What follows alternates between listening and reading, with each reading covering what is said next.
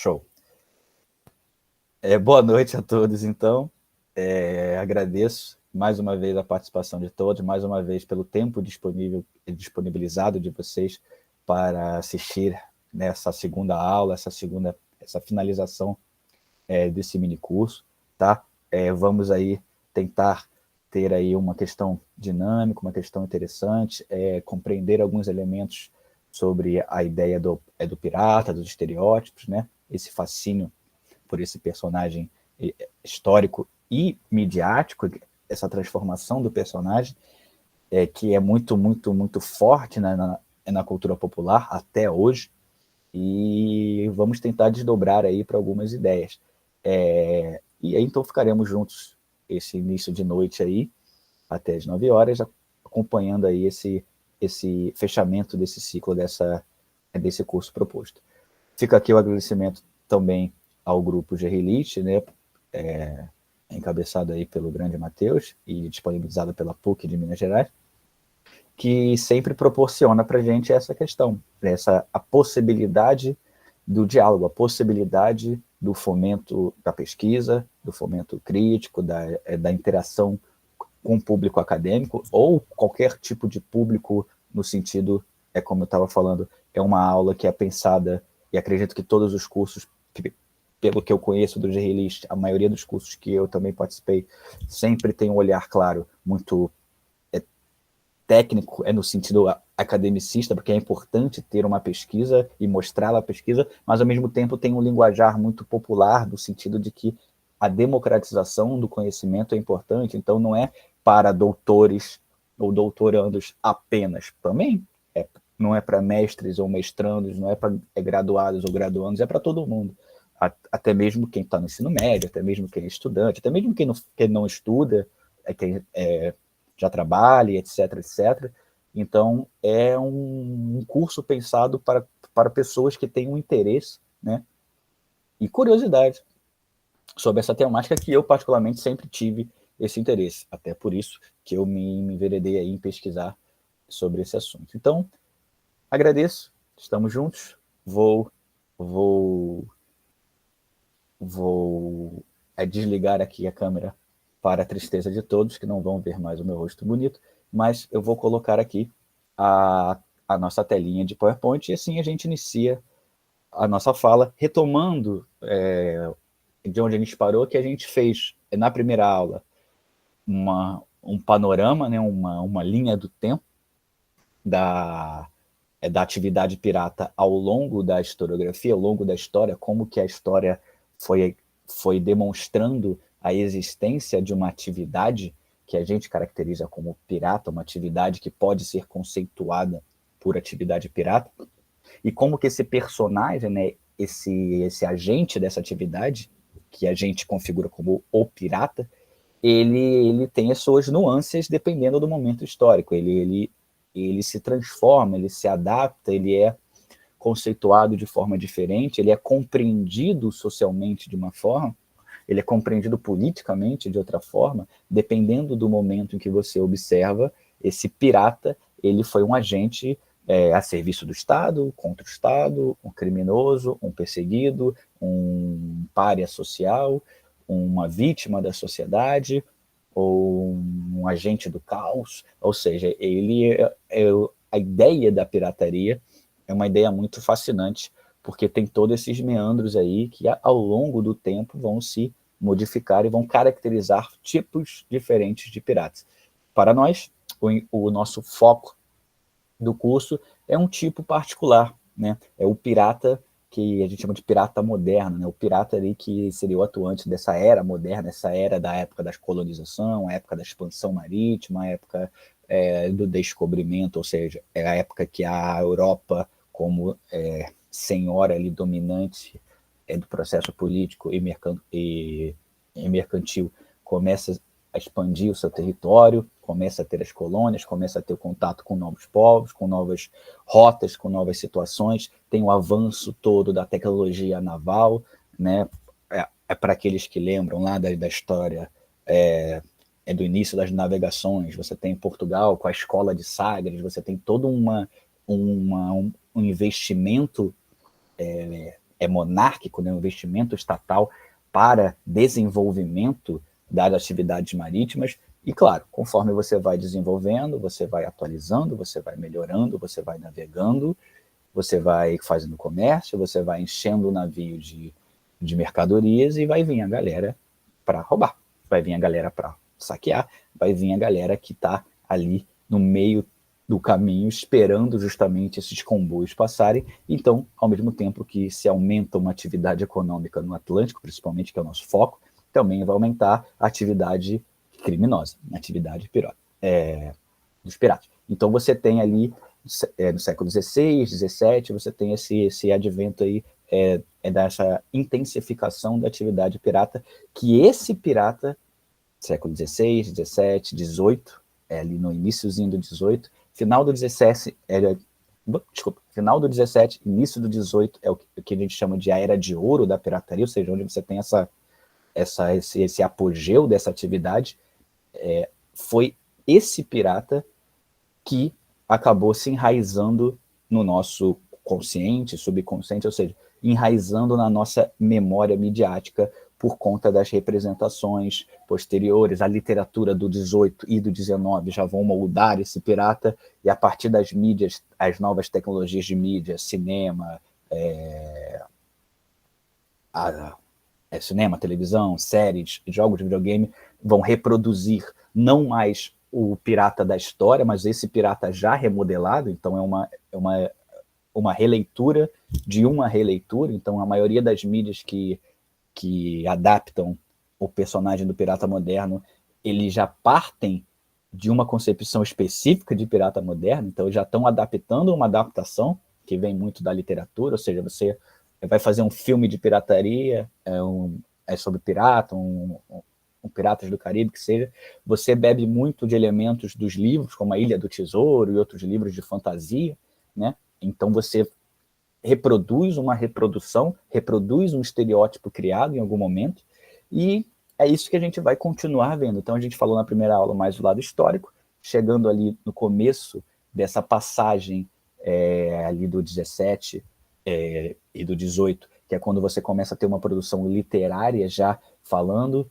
A gente comentou um pouquinho sobre a confusão que existe entre essas fontes, né, sobre a pirataria histórica, vamos colocar assim, porque é muito complicado, porque a gente tem pouco material documental, e os documentos que a gente tem, claro, são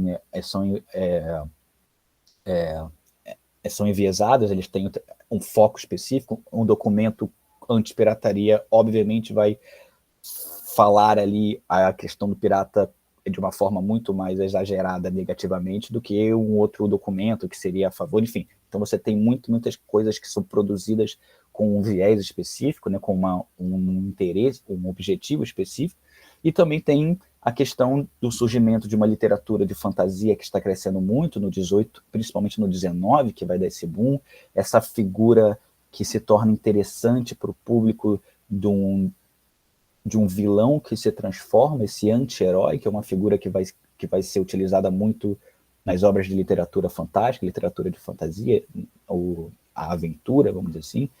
Então, esses romances de aventura, essas interpretações todas colocam algumas atividades como sendo estimulantes, sendo né, interessante para um leitor. Né? Vale lembrar também que muitas dessas obras, um exemplo, A Ilha do Tesouro, ela foi pensada para um público específico em uma idade, um pré-adulto, vamos dizer assim, um infanto-juvenil. Então você tem essas categorias que tentam pegar aí uns elementos reais, ou se inspirar em elementos reais, mas que transformam eles, que vão redesenhar esses elementos para tornar mais atrativo para o interesse que você se propõe. A venda, o estímulo, que seja. Ao mesmo tempo, você tem um tipo de produção de documentação que são os relatos de viagem, as biografias de ex-piratas, as abordagens mais jornalísticas, que tem também um teor sensacionalista. Então você pode ter, claro, elementos que corroboram com a verdade histórica, um cara que foi, de fato, um pirata na embarcação de um outro capitão famoso, mas quando ele relata também é complicado da gente atestar essa veracidade ou toda a veracidade de um relato biográfico, etc. Então, você tem ali uma complicação nesse sentido do que é o história, do que é literatura, do que a gente consegue compreender de real ou ficcional, e essas entrelinhas vão cada vez mais se entrelaçando e se tornando uma coisa só. Esse pirata que está enraizado na nossa mente é uma mistura. Ele tem elementos... Eu não estou passando o slide ainda, não. Eu tô só... É só um preâmbulozinho, é só uma introdução. Esse pirata ele tem elementos que podem versar aí com coisas históricas, mas ao mesmo tempo tem um exagero, tem uma luz em cima, um sensacionalismo, né? Um espetáculo, né? Um espetáculo feito em cima daquilo com fins diferentes. Então, a partir daí, a gente ingressa, então, no foco dessa aula, que é ver alguns elementos desses estereótipos, alguns elementos em sua parte literária, em sua parte histórica, e dialogar mais com essas obras, tá? Vou colocar aqui, então, o nosso slidezinho. Só uma coisa, eu peço perdão que eu não vou recordar o nome, mas vieram até o meu Instagram perguntar sobre a questão da disponibilidade desses slides. E aí, é uma coisa que ele tem que ver, porque como esse curso vai ficar depois todo completo no YouTube, talvez não seja necessário eu disponibilizar o arquivo do slide. Fora que eu admito que eu não fiz o arquivo como eu deveria ter feito. Por exemplo, vocês vão ver que para ganhar espaço no slide, eu acabei deixando as citações de fora. Então, eu vou falar de quem que foi, mas eu não vou botar exatamente a referência bibliográfica, porque isso vai ficar lá no final da página. Então eu, para disponibilizar o arquivo, obviamente eu vou também ter um esmero maior, eu vou ter uma formataçãozinha diferente. Então não vai ser exatamente o que vocês estão vendo, vai ter um ajustezinho, algumas coisinhas, alguma formatação, até para ficar melhor. Eu, particularmente, não tenho problema nenhum de disponibilizar, mas isso vai ser depois conversado aí com a galera do release, se a gente disponibiliza ou não, ou se o YouTube apenas no YouTube vai ficar lá a aula, entendeu? Então, às vezes a gente vai conversando posteriormente. Mas hoje a gente ainda vai utilizar desses slides para concluir. Deixa eu recordar como é que é. Se eu não me engano, era aqui. Vocês estão vendo o meu slide? E agora eu não estou vendo mais vocês. Então, se vocês puderem... Eu vou até entrar aqui também no celular, que é para poder ver o chat ao mesmo tempo. Se alguém puder ligar o microfone aí e falar para mim se está vendo o slide, eu agradeço. Não estou vendo não, professor. Não estão vendo o slide? Estão vendo o quê? Apenas a tela com o seu rosto e o rosto pessoal. E agora? Agora sim. Agora foi? Sim, só está mais desligado. Tá ok, obrigado, tá? Eu vou desligar aqui do celular porque tá dando eco. Bom, então agora eu também estou vendo aqui a mesma coisa que vocês, então eu já posso coordenar melhor. Bom, então eu vou colocar em tela cheia. Pronto, agora estamos todos vendo a mesma coisa. Ótimo. Então, vamos dar início, então, à nossa continuação do curso, para que a gente possa finalizar de uma maneira tranquila essa nossa explanação bem sucinta, bem de boa. E eu gostaria também de ouvir vocês em alguns momentos, tá? Se vocês têm algumas perguntas, se vocês têm algumas sugestões, algumas referências também sobre pirataria, né? Eu acho que eu cheguei a perguntar na última aula, quando fala de pirata, o que vem à cabeça. A grande maioria acho que falou Jack Sparrow, mas tem uma galera também que falou o Capitão Gancho, do Peter Pan, essa ideia desse pirata mais vilanesco, né? E o clássico é o clássico da amputação, né? A mão de gancho, aquilo tudo, também é bem característico. Aí tem uma galera também que eu percebi que conhece mais as mídias também mais atuais, um exemplo, mídias infanto-juvenis como mangás, né? One Piece, que é mangá japonês que ele é todo tematizado com essa atmosfera de pirataria, também bem interessante. E outras referências também. A gente, quando estava falando de história, a galera falou também dos vikings, né, que são sempre caracterizados também como piratas, e assim vai. Então aqui a gente já passou a parte histórica, e aí a gente começou a ver, aqui a gente falou dos irmãos Barbarossa, do pirataria islâmica, blá blá blá, e aqui a gente começou a ver a interseção entre essa literatura e história, tá?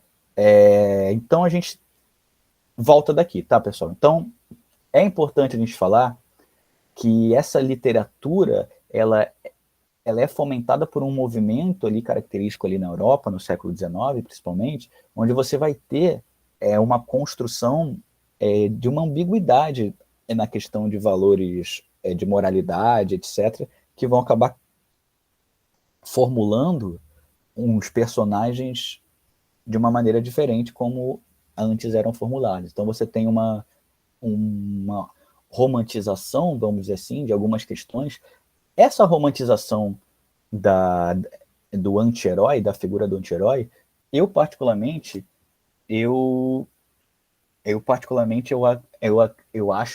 acho não, eu tenho certeza que é algo que ainda está em voga. Tanto é que você vê um dos filmes aí mais populares que tem, sei lá, da indústria do cinema de entretenimento, de história em quadrinhos.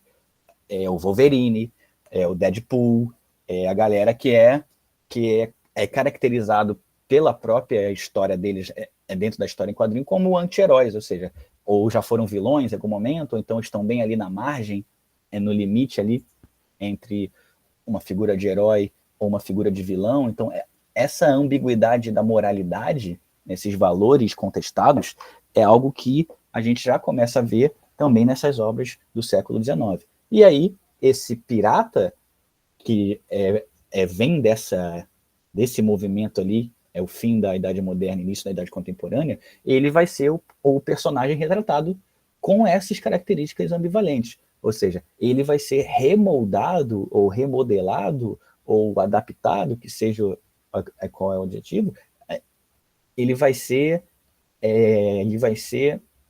transformado numa figura ambivalente. Isso, até hoje, ele exerce um fascínio. Não apenas no pirata, mas você pega, por exemplo, aí me ajudem com exemplos.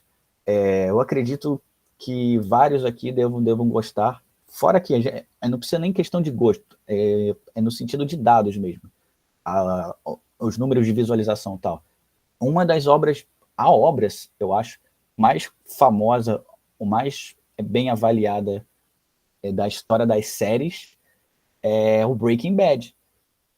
Tem aquele Sopranos, Breaking Bad, que são séries, que são aportes midiáticos que tem todo ali, eu vou dizer, romantização, mas não necessariamente isso, mas tem todo o envolvimento de construir uma empatia com uma questão de criminalização, entendeu? Então, pô, tem a figura do Walter White, você tem a figura, a série inteira é em cima de um traficante. E a gente fica fascinado pela série, fascinado pelos personagens. Aí depois teve aquele spin-off, né, o Better Call Saul, que também é um advogado extremamente ali fora dos padrões éticos e morais, etc., mas que é fascinante da gente acompanhar.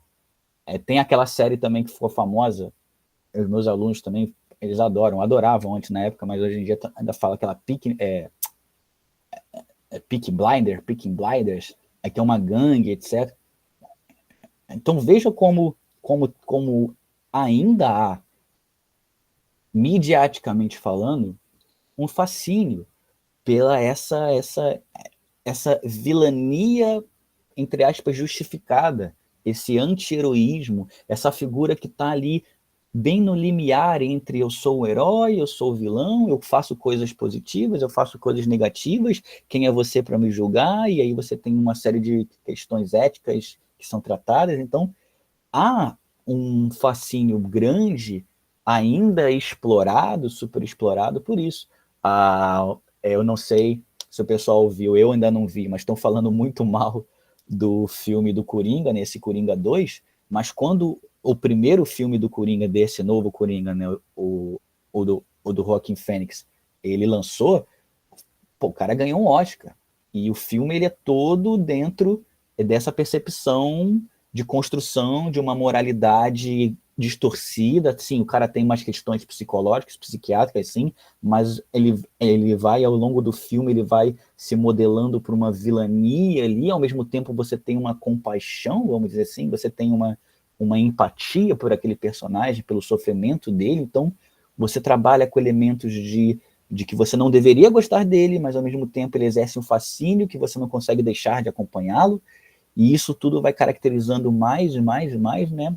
Aí você fica querendo ver, você quer saber o que vai acontecer, talvez seja por isso que fizeram ali um 2, né?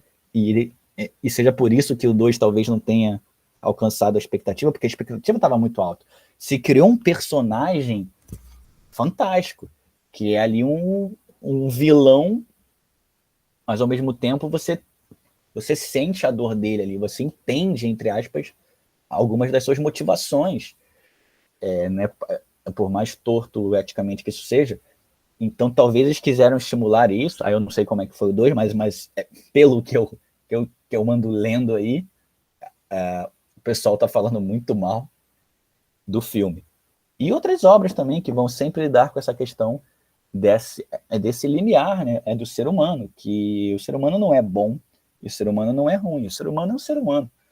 Então, é claro que as mídias, elas escolhem determinadas questões. Uma das séries que eu, particularmente, sempre gostei e acompanhei na época que estava sendo produzida, e até hoje vejo, eu e minha namorada, a gente gosta de ver bastante, que é a série do House, né, o Dr. House, que era um cara extremamente antiético em várias questões, mas que exerce um fascínio sobre nós, né? Pô, o cara é muito bom, o maluco era brabo, ao mesmo tempo você não quer gostar dele, aí alguns episódios você tem raiva dele, no outro você já tá passando um pano para várias atitudes dele. Ou seja, as mídias têm esse poder de levar a gente a se interessar, né, até mesmo gostar, a sentir, né, um carinho, um afeto, um interesse, é melhor dizendo, né, a palavra certa seria interesse, com esses personagens totalmente ambíguos, moralmente. E o pirata é isso. O que é um Jack Sparrow, se não, né, aquele malvado favorito, aquele pirata que todo mundo acha bom, que acha é bom no sentido de é bem feito, é legal, ele é engraçado, ao mesmo tempo ele é muito louco, e ele tá num limiar ali que às vezes ele faz umas ações que você passa um pano, mas ao mesmo tempo ele é um pirata, então ele é um criminoso. Então quem que é o mocinho, quem não é? Aí você fica com raiva da Marinha, aí, né, você cria esse outro aporte, porque também não é porque é uma força do Estado que automaticamente está correta em suas atitudes, também tem ambiguidade dessa violência legitimada pelo Estado, né? Ou seja, a ideia de herói e vilão não é o herói é a polícia, o vilão é o marginal, depende da construção do relato de como é feito as coisas. Então, esses simbolismos todos, a pirataria, ela passa por isso. Então, ao longo do século XIX, quando vai se enraizar para a gente essas questões. A obra One Piece, né, que a galera aí citou, e que eu particularmente gosto muito também, de mangás e tudo mais, ela é muito interessante porque ela consegue fazer muito bem esse limiar. O protagonista é um pirata. Logo, a marinha ela deveria ser, então, o vilão. Mas tem marinheiros que são heróis, e tem marinheiros que são também criminosos, são corruptos. Ao mesmo tempo, tem piratas que são, entre aspas, bondosos, entre aspas, né? Que são heróis, vamos dizer assim, e tem piratas que são o exemplo máximo de brutalidade, ou seja, não é ser apenas uma coisa. Tem ali toda uma passagem de construção, né, de atitudes, de quem está vendo qual atitude. Às vezes, numa ilha que eles param, a galera acha que a marinha é um símbolo de uma moralidade institucional, e depois percebem que o pirata que ajudou a salvar e vice-versa, ou então algum pirata que a marinha salva. Então você tem essa ambiguidade muito bem desenhada. É claro, vale lembrar também que essa obra está sendo escrita há mais de 20 anos, então se o cara não conseguisse também desenvolver bem, aí ia ser um problema narrativo grande. São, acho que, 27 anos contínuos que o cara está escrevendo esse mangá. Logo, ele tem bastante, né, tempo, ele teve e tem bastante tempo para desenvolver essas características de personagem, de construção de personagem, que ficam também na nossa mentalidade. Então, essa figura do herói e anti-herói, ela vai evoluir, ela vai se enraizar dentro do tempo, pela literatura e hoje em dia pelas essas mídias que reinterpretam, né, essas atividades. Aí a gente falou disso. Então, entre o real e o ficcional. Então você tinha vários escritores, né, de relatos, que aí você fica nessa ambiguidade. Você tem o historiador, que tende a falar sobre uma prática, sobre um momento, aí entra uma história política, uma história social, uma história cultural, você vai incorporando elementos de pesquisa para poder dar uma característica sobre esse pirata. Ao mesmo tempo, você tem autores de literatura e também de história, né, ou outros tipos de produção, o jornalismo, por exemplo, que tendem a construir um tipo de pirata que eles querem. Um exemplo, ali no final do século XIX, você vai ter muito de uma caracterização de uma cultura pirata vista como uma utopia democrática, nesse caráter revolucionário, esse caráter da questão do pária social. Aí alguém tinha comentado que conhece aquele jogo Assassin's Creed, o Black Flag. No Black Flag tem essa visão também, né? Você tem como você financiar lá a construção de uma ilha onde você coloca, você aumenta a moradia, você dá isso, você aumenta o comércio, ou seja, você vai criando ali uma ilha de fugitivos, de ex-piratas ou de piratas em atividade que param ali, de familiares, ou seja, você cria ali um modelo, entre aspas, democrático, onde você está estabelecendo ali uma visão, ou seja, estamos apenas sobrevivendo ao autoritarismo do Estado. Então você tem essa visão também de sobrevivência social, né? de pária social. Ao mesmo tempo você tem questões como, por exemplo, a questão da figura do capitão. Em alguns relatos, essa figura do capitão, você se tornava capitão porque você é o cara que comprou o navio, você é o cara que é o experiente no sentido de autoridade, você que tem ali os meios para você manter a galera como seus funcionários, vamos dizer assim, então você é o capitão. Porém, o Charles Johnson, ele vai dizer que havia também alguns momentos e algumas tripulações, né, de piratas, onde você tinha uma ideia democrática de eleição. A tripulação elegia o capitão, tá? Entre eles mesmos se elegia aquele que a maioria considerava ter melhores condições de liderança. E, ao mesmo tempo que você elege um capitão, você pode também retirar um capitão, né? Tem alguns relatos de tripulações que fizeram o famoso motim, que é se juntar e retirar do posto algum capitão, e aí formular de novo uma nova eleição entre si, ou então outro tipo de prática que acabasse colocando outra pessoa no lugar. Então você tem essa visão também de pessoas mais aptas, entre aspas, a uma liderança ali, e essa ideia dessa democracia, essa democracia, né, entre a cultura pirata.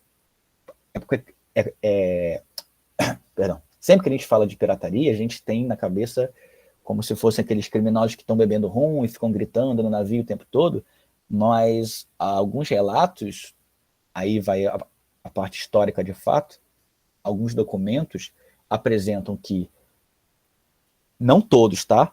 Mas alguns navios que a gente teve, obviamente, o contato com algum tipo de documentação, tinha como uma das suas bases uma espécie de constituição interna, ou seja, o que a gente chama de código pirata. Tinha um determinado conjunto de leis próprias. Ou seja, dentro dessa embarcação, o que vale é isso. Tal coisa, tal coisa, tal coisa. Aí em outra embarcação, dentro da minha embarcação, o que vale é isso. Ali nesses códigos piratas, né, você tinha uma ética de convivência. Você tem uma questão, por exemplo, de deixar claro que o capitão ele vai ter uma maior porcentagem do ouro obtido, né, do saque obtido. O cozinheiro vai ter também uma parte, não sei o quê. Ali está estabelecido quais são as tarefas de cada um.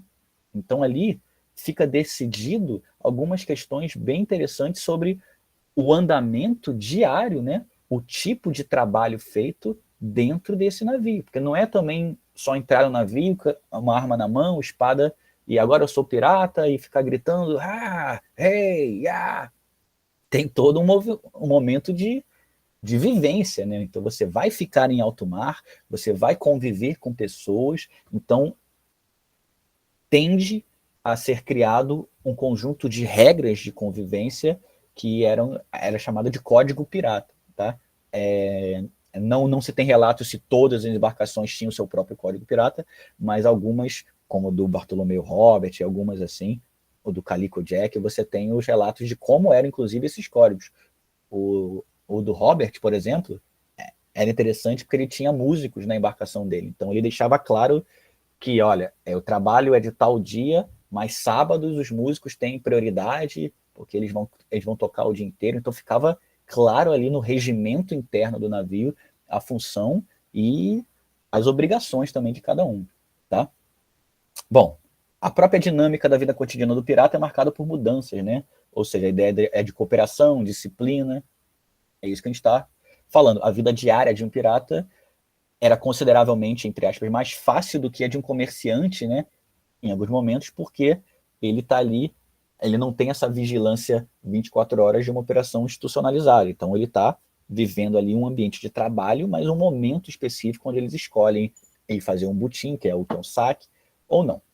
Bom, aí a gente tem aqui o exemplo daquele camarada que eu cheguei a comentar com vocês, que foi o Daniel Defoe, que há todo um debate que ele é o mesmo autor que assinava com o nome de Charles... Cadê? O Charles Johnson. Em algum momento eu citei por aqui Charles Johnson.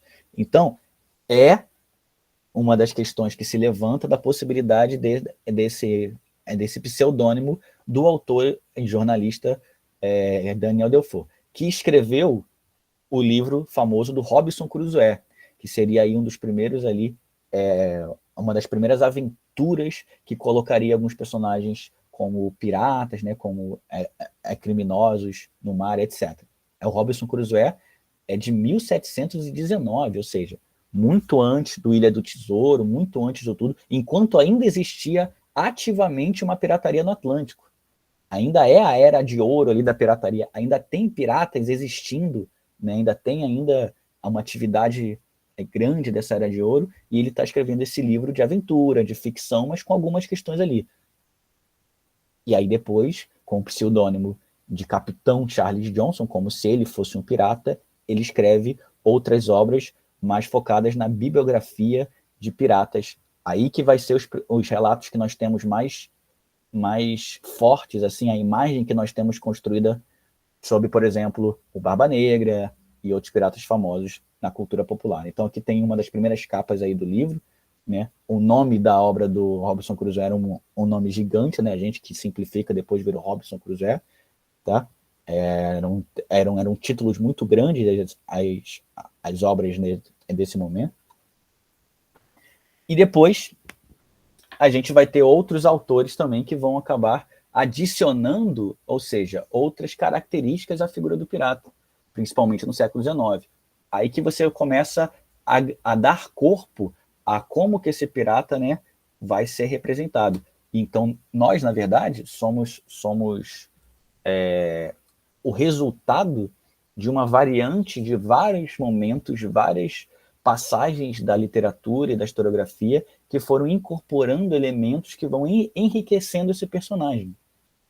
No primeiro momento, então, era vilão, depois anti-herói, depois você coloca todo um teor de estereótipos. Não, na verdade, eles saqueavam apenas os ricos, na verdade, eles roubavam, enterravam tesouro, na verdade, eles têm um tesouro amaldiçoado, na verdade, o navio é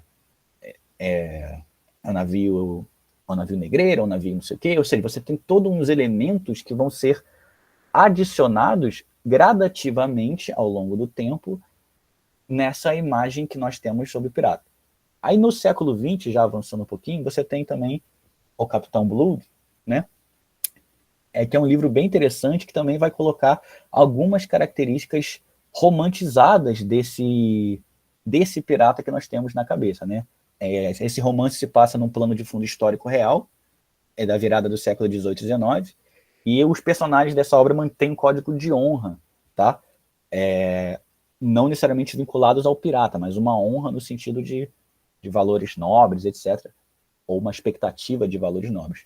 O protagonista é um cirurgião irlandês que desafiou a lei para ajudar um rebelde mortalmente ferido, tá? E a partir daí ele é condenado como traidor e ele acaba se tornando um pirata por necessidade, ou seja, ele é um condenado, ele agora é um fugitivo, então ele acaba partindo aí nessa aventura pirata. Então ele é uma pessoa que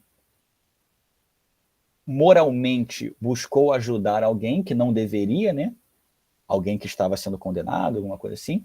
Ele foi lá, ele ajuda e a partir daí ele também passa a ser perseguido. Então você tem esse pirata de ocasião, né? Esse criminoso de circunstância, que a gente chama, que é o cara que não deveria, ele acabou sofrendo aí uma marginalização e agora ele tem que sobreviver, agora ele tem que, ele tem que se explicar, agora ele tem que mostrar não a sua culpa, enfim, me fugiu a palavra.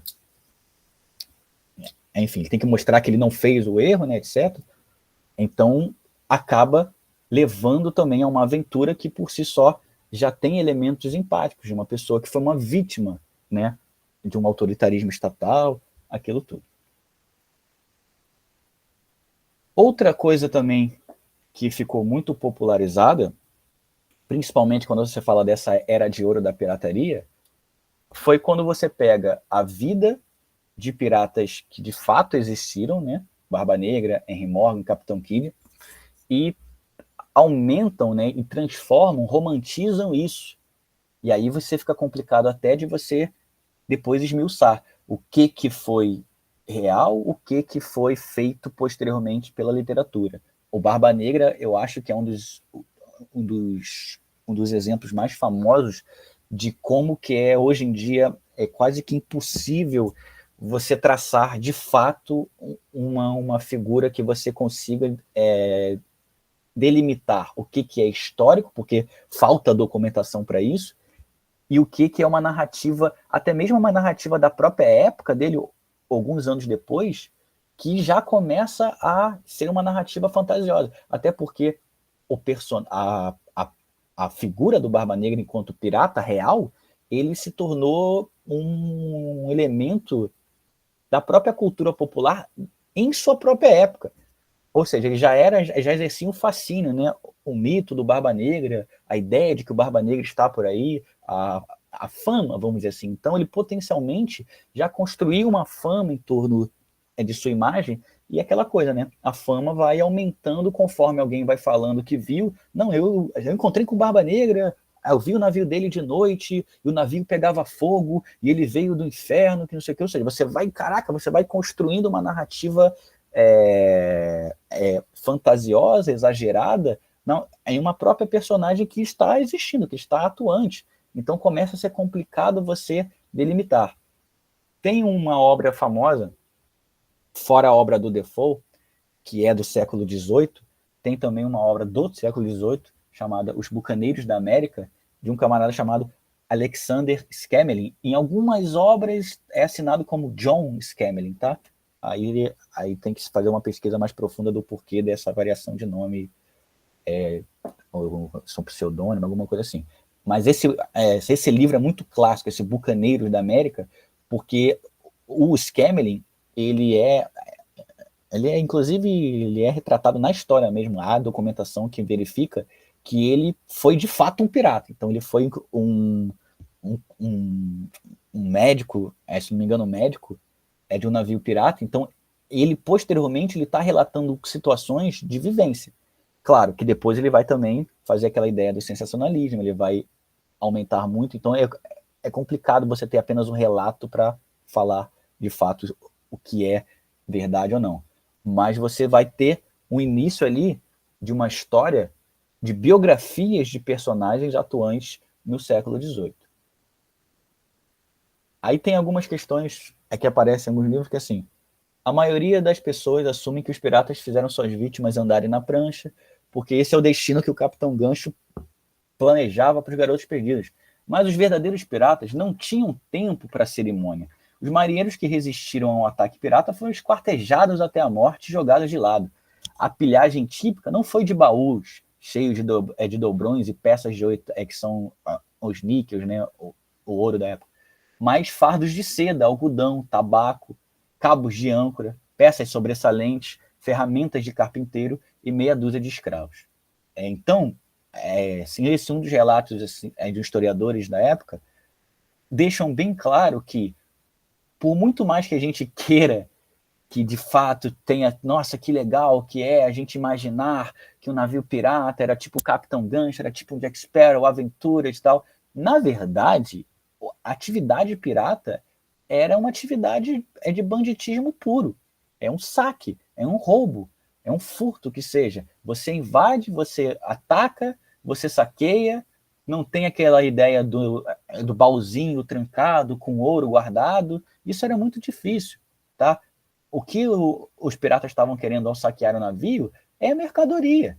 Por quê? Porque eles estão saqueando os navios de quê? De mercadoria. Então você tem vários navios mercantes circulando pelo Atlântico, indo, né, entre Europa, África e Ásia. Fora também aqueles vindo lá da Ásia. Europa, América e África, perdão. Fora aqueles vindo também na Ásia. Você tem uma série de embarcações carregadas das chamadas especiarias, né, que valem muito quando vendido. Esse pessoal vai saquear. É isso que eles querem. Não estão preocupados com ouro, até porque é muito difícil você encontrar vários baús de ouro dentro do navio circulando. Você está querendo roubar a carga. E essa carga é uma carga mercantil, né? Voltando a usar o exemplo ali do jogo, do Black Flag, né? Tem essa ideia de república pirata, é isso aí, Luiz. E também, se eu me recordo bem, tem algumas missões que você vai saquear alguns entrepostos, lá dos marinheiros, que seja, que você saqueia armazéns. Ou seja, você está roubando o quê? Madeira, rum, algodão, ou seja, você rouba produtos, e aí depois você vende esses produtos nos portos. Porque é isso que o pirata está atrás. O pirata, ele está ali para... não é que ele está ali para isso, mas a atividade tipicamente dele, que é caracterizado por um crime marítimo, é a pilhagem de mercadorias. Por quê? O Atlântico todo está passando navios mercantes. Os galeões, as naus, enfim, os tipos de navios ali que são utilizados para mercado. Aí no jogo tem isso, né? Aí você vende para depois melhorar o navio. Exatamente, ou seja, é o dinheiro. Você não está saqueando o dinheiro, você está saqueando produtos para você ganhar dinheiro com a venda. A venda no mercado negro, etc. A venda para outras pessoas. Então você tem o saque, né? Você tem o roubo de peças, o roubo de produtos, o roubo de questões para você incorporar no seu próprio navio, ou o roubo de próprios navios. Então, era muito complicado essa questão de afundar navio, porque uma das coisas que se tentava preservar é justamente o navio para poder ser usado ou saqueado, etc. Mas é claro que dentro de uma questão de batalha, dependendo do grau de dano que você causou na embarcação, não tem como você utilizá-la, então não tem como você rebocá-la dali, então é mais fácil você simplesmente deixar afundando, né? Ou terminar de afundar, que seja. Então, depende muito de como você poderia utilizar aquilo. Se fosse algo útil para você, você tentava saquear o máximo, fora que tinha alguns piratas que tinham frotas, então você utilizava outras embarcações e se tornavam suas, né? o pirata não está apenas em um navio, né? Ele tem os seus comandantes, tem os seus capitães, etc. Então você também tinha essa ideia de frota. Isso não era muito comum não, tá? Mas alguns piratas chegaram a ter frotas grandes. O próprio Barba Negra, etc. Tem o navio dele, o navio do capitão, que é o maior, aquilo tudo, mas ele tem navios que ele dá para pessoas de confiança. Esses navios, em sua maioria, eram frutos desses momentos aí de abordagem, tá? É uma coisa também interessante que essas abordagens que os jogos fazem de os caras pulando na corda até o navio e tal, isso obviamente é muito exagerado, né, gente? Você tem ali o choque dos navios, você tem ali a entrada, etc. Mas a maioria das vezes você nem fazia esse movimento de entrar para atacar dentro do próprio convés. Você metia canhão na galera e pronto. Aí quando já está pegando fogo, o pessoal se rende, aí que você se aproxima, aí que você faz a sua limpeza. Então essa ideia de você pular, dar corda para o outro navio, isso é muito visual, né? Isso é muito interessante quando você está jogando, é claro que é bem legal, mas particularmente não é muito efetivo em uma abordagem de ataque, etc, etc. Até porque você deixa o cara vir para você matar ele mais facilmente. Outras obras, como o poema do Lord Byron, a obra O Conde de Monte Cristo, do Alexandre Dumas, A Ilha do Tesouro, do Robert Louis Stevenson, Contos do Pirata, do Sir Conan Doyle. O Conan Doyle, ele é o autor de qual obra famosa? Vocês sabem? Vocês sabem, claro. Sherlock, exatamente. Mas ele tem um conto também chamado Contos de Piratas. Ou seja, ele antes dele criar esse personagem, né?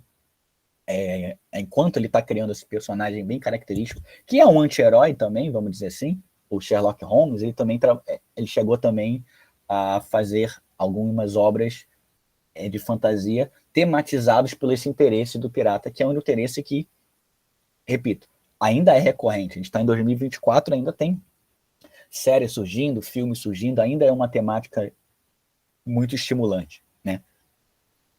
Bom, essas obras, então, 1814, 1848, 1800, ou seja, o século XIX começa a fomentar uma escrita que vai aos poucos incorporando, como eu falei, elementos para esse pirata. Então esse pirata ele já não nasce com o olho de vidro, com a perna de pau, ou seja, ele vai se enraizando.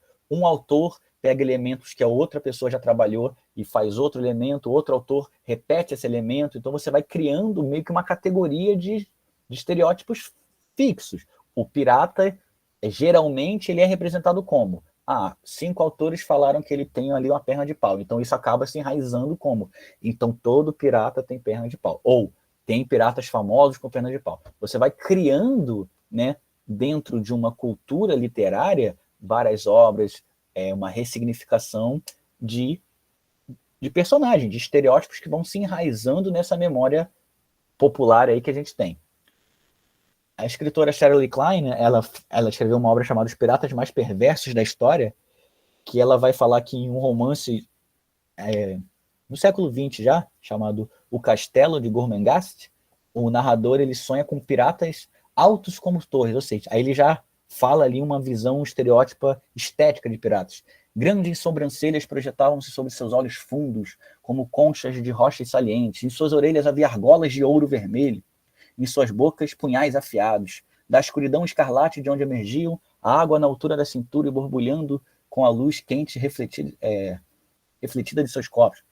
E eles continuavam a chegar, até só haver espaço para a cabeça em chamas do principal bucaneiro, um grande senhor da água salgada, com cada centímetro do rosto marcado e escoriado como o joelho de um menino, os dentes esculpidos nas formas de crânio e a garganta circundada pela tatuagem de uma cobra escamada. Veja esse relato, um jovem, um infanto juvenil, ou qualquer pessoa lendo um livro de aventura, veja como é estimulante. Caraca, veja como automaticamente na nossa cabeça já começa a se produzir um pirata, né? As argolas de ouro, o punhal na boca, alto, o rosto marcado, as escoriações, esses dentes, ou seja, a tatuagem. Automaticamente a gente vai construindo uma representação para isso. essas representações é que foram ao longo do, repito, no 18 já teve algumas, Robinson Crusoe, etc. No 19 você vai ter uma efetivação maior sobre essas questões estéticas mesmo, que vão moldar esse tipo de pirata que a gente tem na cabeça, tá? Aqui são algumas capas só para vocês verem a do Bucaneiro da América, do X-Can, que é do século XVII, e o do Capitão Charles Johnson, onde ele coloca umas biografias de alguns piratas. E a partir dessas biografias, tá, dessa obra do Capitão Charles Johnson, que é o próprio Daniel Defoe, ou a gente assume assim, né? No nosso curso a gente vai assumir ele sendo um pseudônimo do Daniel Defoe, que ele coloca ali já várias biografiazinhas de vários piratas que vão depois ser estimulados pela história. Então, o nome do livro já é muito grande. A General History of Pirates, from the First Rise and Settlement, and Life and Providence, blá, blá, blá, blá, blá. Aí ele vai falando o nome de cada um. Esse livro contém os capítulos sobre o Avery, sobre o Tat, sobre a Bonnet, sobre o England, sobre o Hackman, sobre o Devil, ou seja, vários capitães que ele coloca ali. Alguns nós temos a corroboração da documentação histórica, alguns nem tanto. Então aqui ele está, foi um desses primeiros relatos que eu falei, que é onde começa a ter essa linha tênue de, pô, esse cara de fato existiu, mas talvez não dessa forma como o Charles Johnson está narrando, ou vai ver aconteceu de fato, mas ele está exagerando em algum momento. Então essa complexidade de fonte que é o que a gente está falando aqui, que foi graças justamente a essa complexidade que se caracterizou esse pirata como a gente conhece. Sim, eu tenho. Eu não tenho nem PDF. Alguns sites americanos, eles têm como que fala quando você a transcrição desses documentos. Mas esse, por exemplo, esse a History, exatamente esse aqui, ele está digitalizado, inclusive, no acervo de Londres. Eu posso depois colocar para vocês, inclusive, o link. Aí lá vocês conseguem ver o livro, página por página dele, escaneado, né, original, a documentação de fato da época. O livro de 1724, esse no caso. Então tem alguns já estão digitalizados, né, em bibliotecas na Europa. Não, a digitalização foi muito importante para a gente, para os historiadores, porque você consegue ter acesso à obra original. É claro que até mesmo essas obras originais, elas passam por processos de mudanças, porque cada edição vai incorporando talvez um prefácio novo, por exemplo. Ao longo do século XVIII você vai ter, se eu não me engano, 3 edições dessa do Charles Johnson, e algumas ele coloca alguns capitães, outros não, eles não colocam capitães, todos, né? Então tem uma escolha também editorial do que vai entrar ou não. Então há mudanças sutis, entre aspas, entre as fontes, entendeu? Então é muito legal quando você consegue ir ou encontrar uma das primeiras versões, porque aí você está trabalhando com material de fato, né? A fonte primária é exatamente como ela chegou até o público inicialmente, né? É claro também que outras obras, por exemplo, essa do Bucaneiro da América, a gente tem a versão em inglês, mas ela foi escrita em holandês primeiro, então ela tem um outro idioma original lá da sua primeira versão de fato, e aí, claro, requer um conhecimento da língua que eu particularmente não tenho, então eu tive contato com a transcrição e a tradução, feita também na época, feita também por editores da época, ingleses em sua maioria, para o idioma inglês. Então, algumas obras a gente tem acesso sim. Para aqueles que se interessam pela pesquisa de piratas, depois eu posso colocar alguns sites com fontes documentais. Inclusive, tem também um arquivo onde eu encontrei muita documentação. Eu até vou colocar uma depois aqui, aí o slide aparece. Aí a parte de uma documentação, vamos chamar de oficial, uma documentação estatal, que são os registros de criminalização, né? Os registros, por exemplo, a gente está me fugindo das palavras hoje. É quando você tem um mandato de busca para alguém, alguma coisa assim. Então, muitos desses mandatos feitos pelo Estado, nós estamos procurando tal pessoa, fora que também tem uma documentação já quando o cara está sendo julgado, os julgamentos, o julgamento transcrito. A gente vai ver um caso também interessante que aconteceu. Então, isso tudo tem já digitalizado, né? Os arquivos europeus, em sua maioria, eles já começaram já há algum tempo, já há mais de décadas aí, esse processo de digitalização, o que ajuda muito o trabalho do historiador atualmente. A gente não precisa mais ir para lá para estar em contato direto com a fonte original, né? Isso já ajuda muito a gente, tá? Então, alguns estereótipos que a gente vê aí como clichês, né? Olho de vidro, perna de pau, isso tudo a gente estava falando lá na aula passada, que, enfim, sua maioria são signos visuais, né? São simbologias visuais que marcam ali a imagem do pirata, não necessariamente todos eles ao mesmo tempo e não necessariamente todos acontecerem, né? Bom, aí uma das obras que mais construiu a imagem de pirata como nós temos na cabeça foi, sem dúvida nenhuma, entre todas essas que a gente está falando, uma das mais fundamentais aí para o enraizamento desse pirata esteticamente, da forma como a gente vem automaticamente na cabeça, foi o Robert Louis Stevenson escrevendo A Ilha do Tesouro, no século XIX. Vale lembrar que o Robert Louis Stevenson também escreveu uma outra obra famosa. Se eu não me engano, eu comentei na aula passada. Vocês lembram? O Stevenson, ele é autor de qual outra obra famosa também na cultura popular? Vocês sabem? O Médico e o Monstro, exatamente. O Dr. Jekyll e Mr. Hyde, isso, exatamente. O Médico e o Monstro, né, que chega pra gente, né, como Médico e o Monstro, mas o nome da obra é Dr. Jekyll e Mr. Hyde, foi escrito pelo autor do Ilha do Tesouro.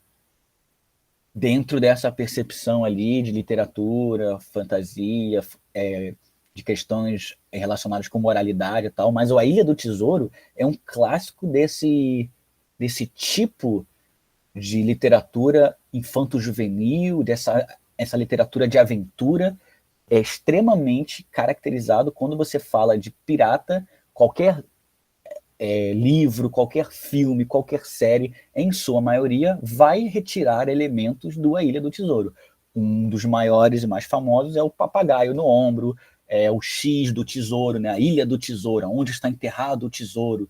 Então, essas figuras que são muito ainda presentes quando se retrata o pirata, ou seja, estão retratando esse pirata do Ilha do Tesouro. Então, é uma releitura de uma obra literária, de uma fantasia que em si pega elementos históricos, mas faz toda os seus exageros literários, né?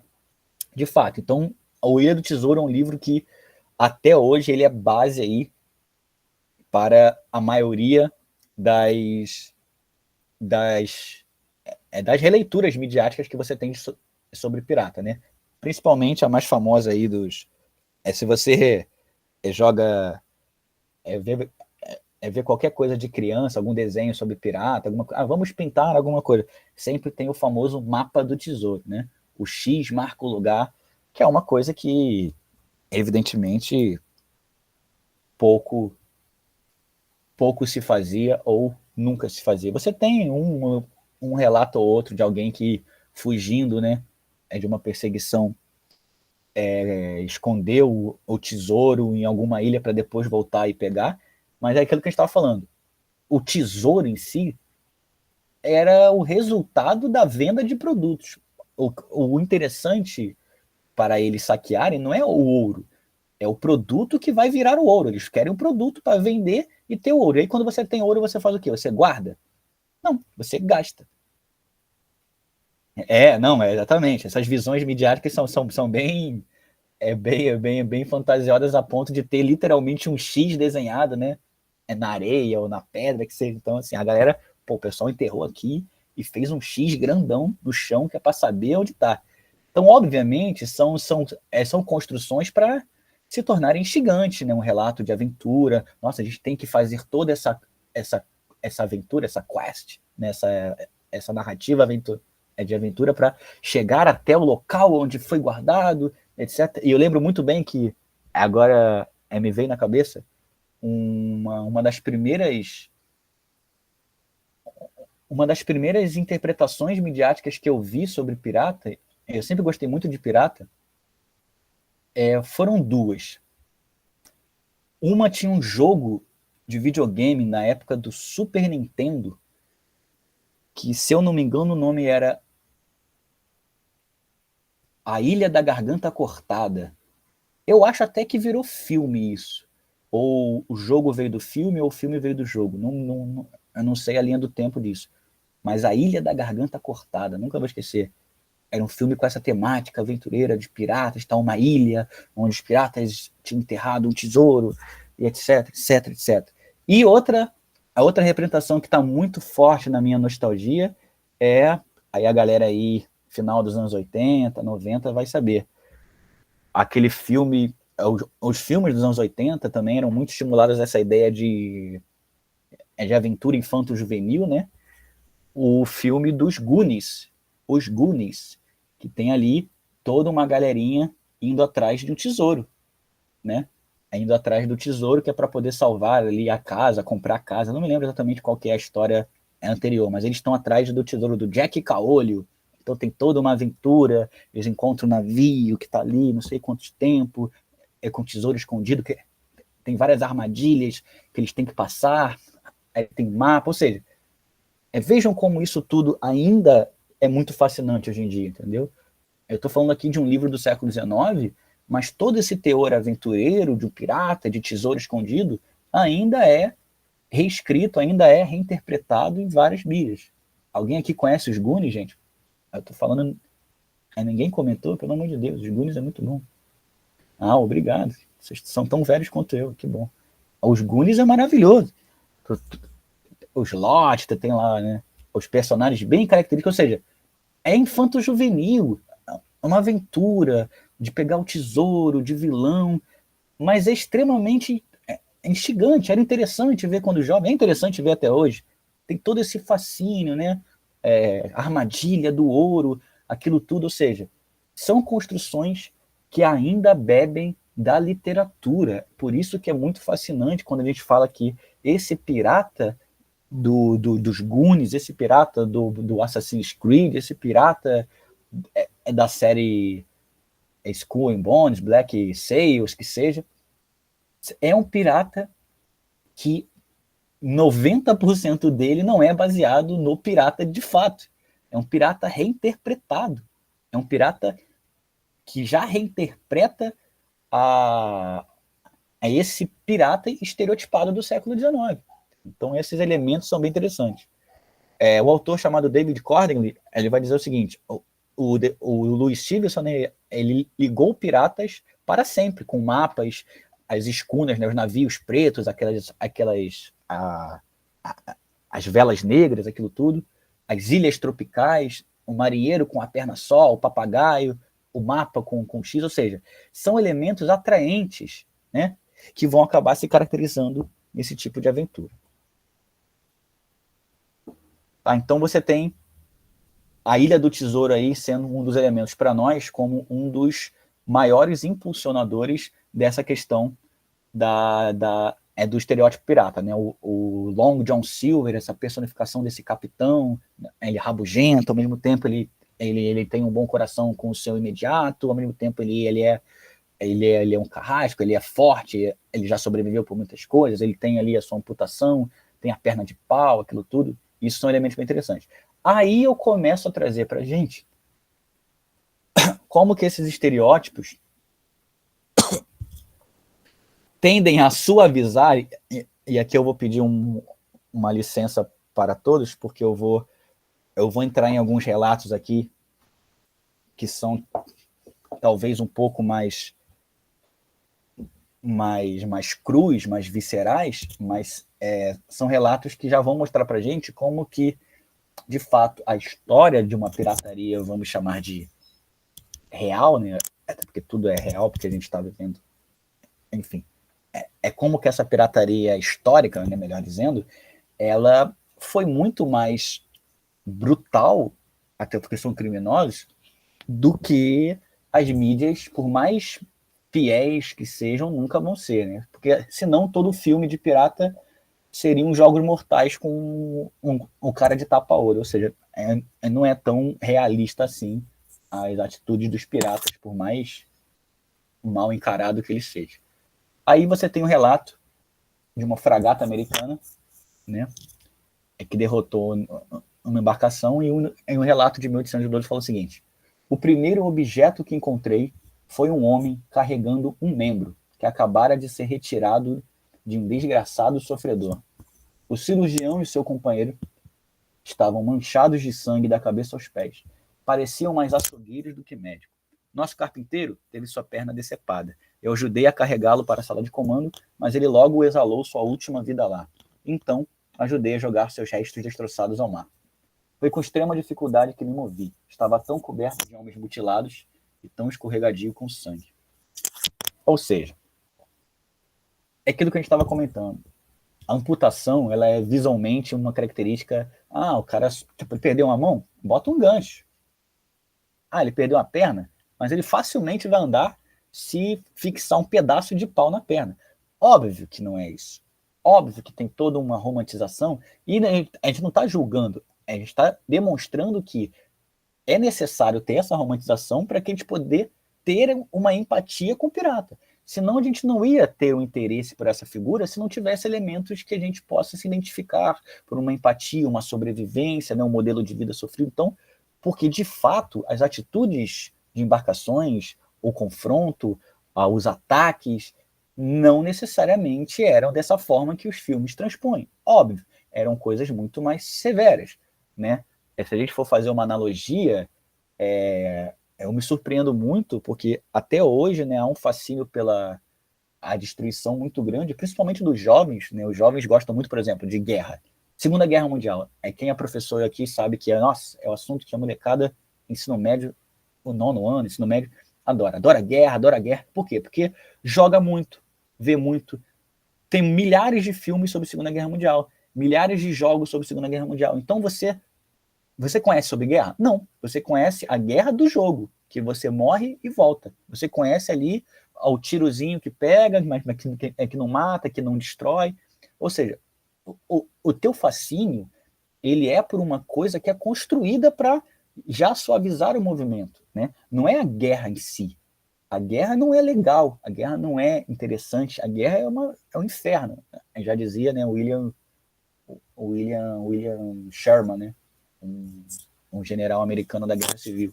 A guerra é o inferno. Só aqueles que clamam por guerra são aqueles que nunca deram tiro e nunca escutaram os gemidos dos seus companheiros. Ou seja, só aquele que enaltece algo é que não está vivendo aquilo. Então o pirata é muito legal, é estimulante. Mas naquele momento a coisa não era tão leve quanto a gente tem, né? Então, aí essa ideia aí das mutilações, que era algo extremamente característico, e o pessoal não voltava. A maioria que tinha um acidente que necessitava perder um membro, sangrava até morrer, ou então pegava alguma doença, alguma infecção, alguma bactéria, então simplesmente era jogada no mar. Até porque tu não vai enterrar ninguém, porque não tem espaço para guardar corpos de ninguém. Você simplesmente descarta o coleguinha em alto mar. Então já é algo muito frio, né? Uma frieza que era naturalizada por um comportamento ali de grupo. Um outro relato... não, essa aqui eu coloquei... Essa aqui eu já tinha colocado e acabei repetindo, peço perdão. A própria questão da medicina nas embarcações era um assunto complexo, né? Aí você tinha, geralmente, é aquilo que eu estava falando também semana passada, o médico, era raro você ter alguém com conhecimento anatômico de fato. Você tem, geralmente, a pessoa com conhecimento anatômico no sentido de conhecimento de uso de faca, de cortes limpos, de aonde cortar, o que cortar, uma forma mais segura de não perder tanto sangue, que geralmente é o cozinheiro, né? Mas tinham também, claro, alguns navios que tinham uma pessoa com conhecimento de medicina, que a gente chama de cirurgião, a bordo, mas pouco, né?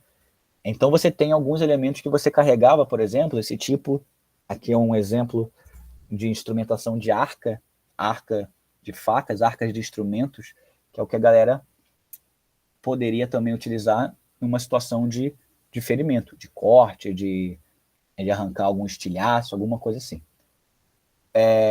O Alexander Skemelin, que foi um pirata, ele relata aqui numa preparação de viagem o seguinte: que taxa deve ter cada um que esteja ferido ou mutilado em seu corpo, sofrendo a perda de qualquer membro, como, pela perda de um braço direito, 600 peças de 8 ou 6 escravos, para o braço esquerdo, 500 peças de 8 ou 5 escravos. Ou seja, ele está falando aqui, vamos dizer assim, Cara, eu estou hoje com dificuldade de vocabulário, que eu peço perdão. É quando você sofre um acidente que vem você ganha um dinheiro, um seguro. Então aqui ele está falando que alguns navios tinham seguro, porque sabiam que um tripulante ferido, mutilado, ele ia perder a sua capacidade de trabalhar. Então ele ganhava ali tanto de ouro para ir embora. Ou seja, cara, vai agora ficar em casa, vai embora porque você perdeu a função. Mas tinha uma recompensação, tinha um seguro, vamos dizer assim, atrelado, porque você talvez perca aí a sua função dentro da embarcação. Entendeu? Então você era recompensado ali, um seguro mesmo, de danos, né? Isso já mostra que até mesmo os piratas, eles indenizavam. Isso, indenização era a palavra que eu estava querendo. Até mesmo os piratas tinham código de indenização e as fábricas do século XIX não, mas tudo bem. O burguês não, mas o pirata tinha mais consciência de indenização por trabalho insalubre do que a própria burguesia. Pra gente ver. E aí, a gente entra naquele que é um dos maiores aí estereótipos e marcas, né, no imaginário pirata, que é a famosa bandeira negra com ossos cruzados. Sim, se usavam bandeiras negras, geralmente bandeiras todas pretas, porque é uma simbologia para que não está a serviço de nenhuma pátria. Então você tinha bandeiras pretas, no sentido de identificar que você não está atuando em nome de ninguém, você está por conta própria, você é um autônomo. Então, já é um elemento, inclusive, ameaçador.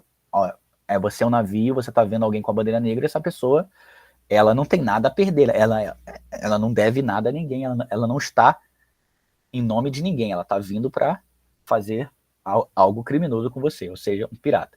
Mas também existiu momentos onde a gente tem relatos, e aqui também eu deixo claro que a maioria dessas imagens que eu vou mostrar de bandeiras piratas são representações posteriores baseadas em relatos, vários relatos misturados, que eram muito diferentes, mas que ao mesmo tempo tinham um pouquinho em comum em cada coisa, e esse em comum vai moldar uma imagem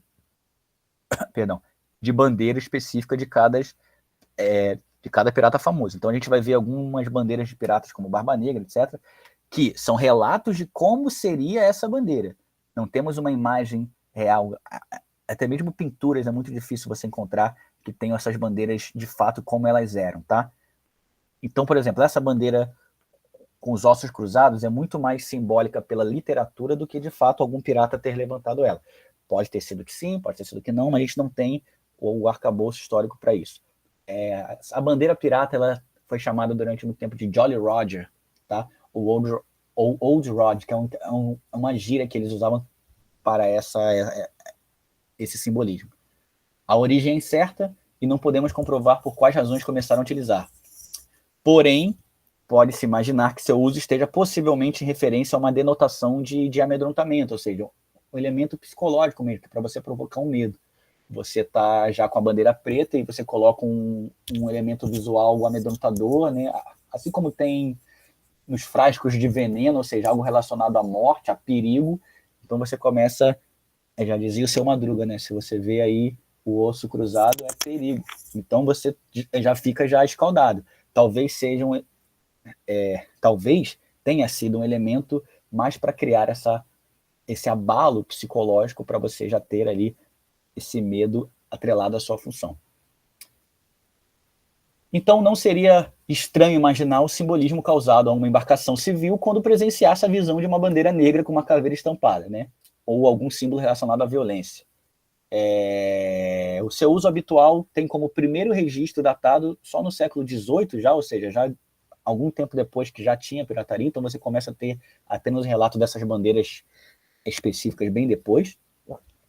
E aí você tem uma representação que fala sobre uma bandeira, mas a gente não tem também uma pintura nem nada de fato que corrobore com isso, mas que fala o seguinte, a primeira constância que se tem de uso de uma bandeira negra com caveira e as tíbias brancas data do ano de 1700.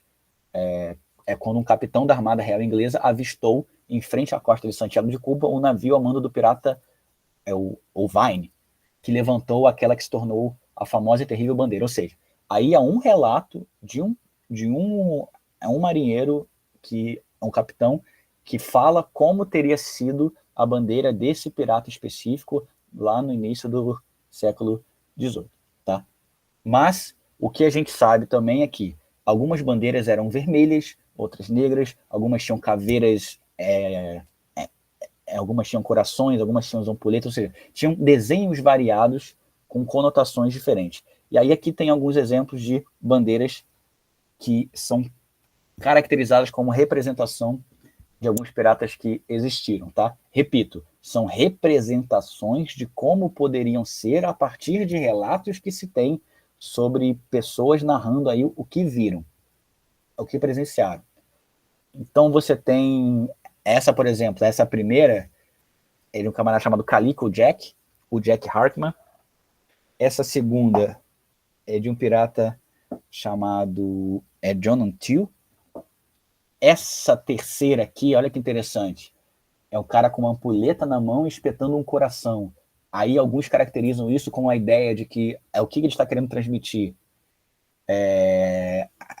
A ideia de que ele está afrontando a morte, a ideia da imortalidade, a ideia que o tempo, ou seja, o tempo, a ideia do imortal, a ideia de que eu sou superior ao tempo, eu sou superior à vida, né? Eu controlo a vida, eu espeto o coração, ou seja, eu sou a morte. Então, é isso aí, claro, são reflexões posteriores de por que esse tipo de desenho a gente pode ver. Então, essa bandeira também é de um cara chamado Jonathan Quelch, um pirata holandês. E essa aqui, que tem um pirata junto com a caveira, né, essa ideia da união, ou seja, eu ando ao lado da morte, eu estou junto com a morte, né, então eu trago esse elemento. Essa caveira, essa bandeira onde tem um cara junto com a caveira, e essa bandeira embaixo, que é um cara pisando em duas caveiras, são do mesmo pirata, tá? O Bartolomeu Robert, que ele é retratado como tendo mudado a bandeira dele. Então tem relatos de dois tipos de bandeira que ele tinha utilizado. Essa primeira, onde tem um pirata segurando uma ampulheta junto com a caveira, uma ideia de aliança com a morte. E depois essa embaixo, que tem um camarada segurando ali uma espécie de arma pontiaguda e pisando em dois crânios. E aí tem uma sigla embaixo, que seria a sigla para a Barbadian Head, a Martinican Head, a cabeça de um barbado, ou alguém da ilha de Barbados, e a cabeça de um martinico, ou de um martinicano, alguém da ilha da Martinica, porque eram os principais rivais do Bartolomeu Robert, ou seja, na bandeira dele ele está se colocando como eu piso nos seus crânios, eu estou acima de, eu sou aquele que vai caçá-los. A cabeça de um habitante de Barbados e a cabeça de um habitante da Martinica, ou seja, ele está colocando meio que uma mensagem direta ali para os seus antagonistas naquele momento. Então, a bandeira do cara carregava ele pisando em crânios de inimigos. E essa aqui do lado esquerdo, que é uma caveira barra uma pessoa meio cadavérica, com ampulheta e espetando também o coração, quem pode dizer de quem que é essa bandeira aqui? Essa que está embaixo aqui na parte esquerda. Quem chuta aí um pirata famoso que essa bandeira de espetando que está para espetar o coração, né? O outro é o coração espetado, esse aí é de outro cara, do Jonathan Quelch, mas essa aqui tem uma caveira com uma ampulheta que vai espetar um coração. De quem seria essa bandeira? Chuta um pirata aí que vocês acham que pode ser. É do Barba Negra, professor? É do Barba Negra. A gente tende a achar que o Barba Negra seria essa primeira aqui, que é a mais famosa, mas o Barba Negra, os relatos que se tem é que ele utilizava esses simbolismos com aliança com o tempo, a morte, né, a ideia de ele ser o propagador da morte, etc., né? O próprio Edward Tate, o Barba Negra, né? Então você tem ali esses elementos visuais bem famosos, que é a famosa Jolly Roger, ou a bandeira pirata, que são símbolos, né? Símbolos para você demonstrar uma mensagem de autonomia, uma mensagem de brutalismo, uma mensagem, um simbolismo que você quer passar para os seus inimigos, né? Uma ideia de amedrontá-los. E aí, claro, você meio que fazia uma caracterização própria. Então, quem via essa bandeira sabia que o Barba Negra está chegando, ou o Bartolomeu Roberts está chegando. Ou seja, você tem já uma caracterização de quem é cada signo visual, né? Uma espécie de uniforme aí da galera. Ou seja, é a minha bandeira, o meu símbolo é esse, tá? E aí, falando sobre alguns piratas históricos famosos, essa ideia da violência, né? Eu trago aqui um camarada chamado François Loloné, não sei como é que fala o nome dele, que ele ficou conhecido como o flagelo dos espanhóis, pela brutalidade com que ele é retratado pelos relatos da marinha perseguindo ele, etc. Ele era um cara que torturava, ele era um cara que fazia muitas atrocidades com suas vítimas. Então, houveram piratas que criaram, e aqui faltou um português aqui que ficou feio, que é o Jean-David François, conhecido como François Loloné, que cortava pedaços de carne de suas vítimas com uma espada e os queimava vivos. Só isso, né? O açoitamento era algo recorrente, tá? Como tortura nos piratas, ou seja, o cara ser açoitado como uma punição era recorrente, né? Entre aspas, como uma punição. Porém, ele usava isso como tortura e, claro, o homicídio também, o assassinato. Então, um relato de um pirata chamado Charles Gibbs fala o seguinte: cada nervo do couro cabeludo da minha cabeça, até as unhas dos pés, coloquei a língua entre os dentes, segurei ali, mordia quase em 2 pedaços. Com o sangue da minha língua e dos meus lábios, que eu também havia mordido, o sangue dos meus pulmões ou alguma outra parte interna rompida pela agonia contorcida, quase me sufoquei e fiquei com o rosto preto. É uma tradução, né, de um documento americano, em inglês, perdão, que fala aí sobre como que ele passou por um açoitamento por conta de um erro que ele tinha cometido, ou seja, foi uma punição dentro da própria embarcação. Um método de punição. Outro método bastante utilizado e descrito em algumas atividades piratas era um método chamado de wooding, que consistia em amarrar e torcer uma corda ao redor da cabeça do torturado até que os seus olhos saltassem para fora da cabeça. Eu falei que os relatos eram um pouco mais densos, peço desculpa pelas pessoas mais sensíveis, mas isso é um pirata de verdade. Isso foi um pirata moderno de verdade. Tortura eram métodos usados por alguns piratas para conseguir descobrir informações de suas vítimas, rotas, localizações e até mesmo cargas que poderiam estar perto. Outras formas de tortura resultaram em dor imensa, outras em morte, como ter água fervente derramado em seus ouvidos, ou seu lábio costurado ou cortado inteiramente. O historiador Richard Zacks comenta uma passagem onde o pirata de nome Shivers impôs uma tortura onde pegaram uma agulha de vela e barbante e costuraram os lábios e assim o mantiveram várias horas com as mãos amarradas. Ou seja, nem um pouco bonito essas cenas, né? Então, essa questão da violência, a gente pode perceber que há, evidentemente, uma romantização, porque na prática as coisas eram muito mais severas do que isso. Isso não é uma novidade para a gente, né? Vamos ser sinceros. Quem não achou, quem não se chocou na primeira vez que viu, por exemplo, um filme como o filme nosso brasileiro, o Tropa de Elite, 1, por exemplo. Aquelas cenas da polícia torturando o cara no pneu. Mas na prática, é muito pior do que isso. O filme já passa ali alguns nuances de brutalismo, de atitudes mais pesadas cometidas tanto por parte, obviamente, dos criminosos quanto por parte da própria força policial, mas a gente sabe que a realidade é muito mais tensa que isso. A gente tem relatos no jornal que fala sobre corpos que foram encontrados, às vezes só a ossada, ou sem os dentes, a galera que desova, que põe os pneus para pegar fogo, ou seja, você tem uma série de elementos que na prática, obviamente, são muito mais pesados do que qualquer forma de narrativa que você pode fazer. Então, na pirataria, aconteceu esse mesmo fenômeno. Bom, outro elemento também que é muito recorrente, como a gente fala, né? Geralmente, esses filmes e tudo mais, eles não retratam o dia a dia, né? A alimentação, por exemplo, o que um pirata se alimentava, comia, etc.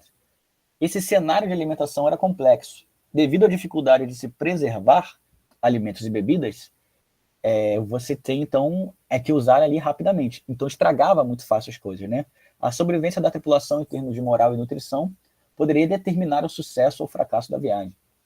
Muito acontecia de casos de desidratação, aquilo que eu falei, o cara tinha que beber água, mas água também estraga, a água fica contaminada, então tinham que colocar o runter para esterilizar a água, aquilo tudo. Então era muito comum casos de desidratação, desnutrição, né? Doenças como o escorbuto, o beriberi, que é a falta de vitamina C, vitamina D. Então a questão da alimentação era algo também muito importante. Tanto é que muitos dos saques também feitos por navios eram apenas para saquear mantimentos. Quando você estava num déficit ali de alimentação, você precisa, né, pegar mantimentos.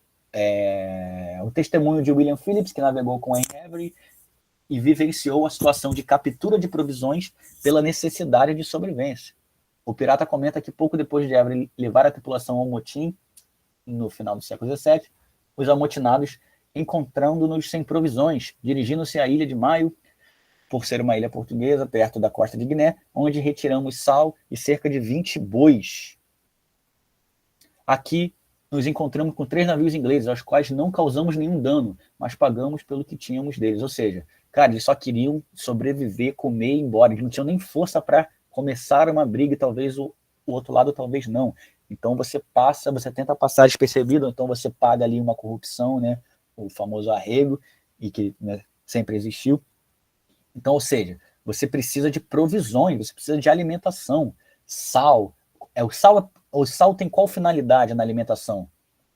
A conservação, a durabilidade maior. Salgar uma carne, salgar um alimento, faz com que ele ganhe aí uma vida útil um pouquinho maior, o que pode ser fundamental na sobrevivência diária de uma tripulação. Então, cada dia que você consegue ter mais alimento ou conservar mais alimento é um dia a mais de sobrevivência.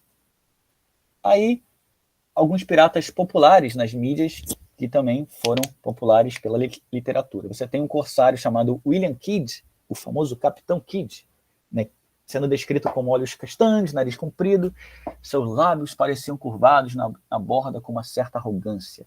Ele era sempre retratado nas pinturas como usando aquelas perucas de nobreza, né? Ele é um corsário no primeiro momento, e aí ele ganhou então essa autorização para ser pirata, né? Ele vai ganhar uma comissão especial no final do século XVII, do rei Guilherme, orientando-o a caçar piratas, ou seja, um corsário. Nós, por meio deste, cobramos e ordenamos a você, pois você responderá o mesmo em seu maior perigo, que você não ofenda ou moleste de nenhuma maneira nenhum dos nossos amigos ou os aliados. Ou seja, ele está falando o quê?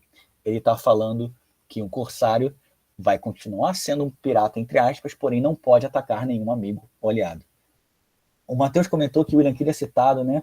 É numa missão que tem que achar o tesouro dele. Então, cara, isso é interessante por quê? Porque o tesouro do William Kidd, de fato, é um tesouro que a galera, se eu não me engano, foram encontrar há pouco tempo. Há uma década atrás, eles encontraram uma embarcação que teria sido dele. O tesouro dele não estava enterrado, mas o tesouro dele se perdeu por conta do afundamento das suas tropas. Então, diz, inclusive, que era uma grande quantidade de ouro que ele estava transportando de um lugar para o outro, e aí, em um ataque, acabou se perdendo tudo isso, né? Então, tem ali... Encontraram há pouco tempo, né, alguns desses tesouros, ou seja, uma grande quantidade ali de ouro que seria, de fato, do capitão William Kidd. Olha lá. 50 quilos de prata nas águas de Madagascar, olha que interessante. É isso há pouco tempo atrás. Aí você pensa, a quantidade de ouro que se tem ainda, né, debaixo d'água é absurdo, porque é ouro e é prata, enfim, é elementos valiosos, né? Joias que seja. Bom, porém, o Kidd, ele recebeu uma carta de corso, uma autorização para ser corsário, mas ele não podia, evidentemente, combater aliados da coroa. Porém, ele acabou disparando, acabou renegando alguns cumprimentos de navios aliados, e tem também uma passagem onde ele, em uma briga, acaba matando, acaba executando um aliado da coroa inglesa, um mercantil, um marinheiro que seja. Ou seja, ele era um corsário, mas acabou atuando também meio que não levando em consideração essa regra para não ser pirata com seus aliados e amigos. Ele estava sendo pirata com todo mundo, né? Então, isso vai acabar levando a ele a ser rompido aí com os corsários e a ser perseguido como pirata. Então, ele rompe com esses protocolos e passa a ser criminalizado. Então, ele começa como sendo corsário, mas ele não deixa de fazer a sua atividade com quem quer que seja. Isso acabou levando as autoridades a um processo de perseguição. E aí você tem aqui, ó, o julgamento do capitão William Kidd por assassinato e pirataria, ou seja, ele sempre foi pirata. Porém, antes ele está do nosso lado, então ele não é julgado como pirata. Agora que ele está sendo chamado de criminoso, aí entra o crime de pirataria. Tá? Então aqui ele começou o julgamento. Os tribunais ingleses o consideraram culpado de assassinato e 5 acusações de pirataria. Em maio de 1701, olha que cenário interessante. Em maio de 1701, Kidd foi enforcado, tá? E até hoje os historiadores continuam a debater o caso legal de Kidd, pois parecia ter sido pego na fronteira confusa entre o corsário legal e o pirata ilegal, ou seja, teve uma manipulação jurídica ali, como a galera não estava gostando das atitudes dele, começaram a culpabilizar ele por pirataria, sendo que o que ele já estava fazendo já era anti-pirataria, mas ele tinha o respaldo da carta de corso. Então começam a condenar ele por algo que antes ninguém condenava. Então fica em meio aberto, ou seja, é um claro caso aí de juízo de valor de um lado, né? Uma parcialidade no julgamento. A execução de Kidd foi marcada por situações adversas, tendo ele em seu último discurso, estando bêbado, culpando a sua tripulação e causando diversos de seus, e acusando, que faltou também, diversos de seus ex-companheiros de traição. Quando terminou, o carrasco puxou os blocos que sustentam a plataforma de enforcamento, tá? A corda quebrou, se rompeu no caso, e ele caiu no chão, tendo que ser enforcado por uma segunda vez. Então ainda teve aí esse caos aí, que ele foi enforcado 2 vezes.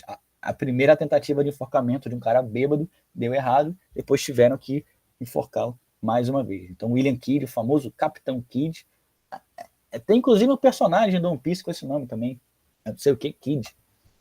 Acredito que não tem muito a ver aí nas representações com o pirata histórico, mas o nome pode ter sido inspirado. Bartolomeu Roberts sempre foi descrito como alguém que se vestia muito bem, usando um rico colete e calças, um chapéu com pena vermelha e uma cruz de diamante, isso é importante, pendurada em volta do pescoço. Roberts parece ser o pirata de maior sucesso do início do século XVIII, sendo estimado que ele capturou mais de 400 navios na costa da África Ocidental, Canadá e Caribe. Roberts era um homem muito religioso e proibiu sua equipe de jogar e apostar valendo dinheiro.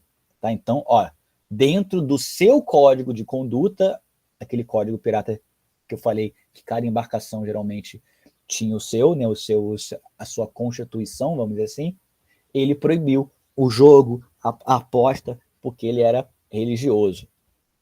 tá? Sendo que um dos elementos de fama dele é justamente o fato dele ter tido variante da sua Jolly Roger. Aquelas que eu mostrei aqui, aquela que ele tá saudando ali a caveirinha, e aquela de baixo que ele tá pisando nos crânios dos inimigos. Ou seja, essas duas bandeiras são do nosso camarada Roberts, Bartolomeu Roberts, tá? Cadê? Ele nasceu no sul do País de Gales e seu nome verdadeiro era John Roberts, tá? Onde depois da sua morte ele se torna capitão do navio, o novo líder de um capitão de um navio onde ele já era pirata. Depois ele mudou o nome para Bartolomeu Roberts. Alguns colocam teve dois Robert, Bartolomeu Robert, que às vezes se confundem na história e até hoje é difícil de saber se os dois são a mesma pessoa ou não. Tem um que o apelido era Black Robert, tá? E tem esse aí. Às vezes tratam como o mesmo, às vezes tratam como pessoas diferentes. Esse apelido Black Robert estaria associado com práticas de ritualísticas religiosas. Alguns falavam de magia negra,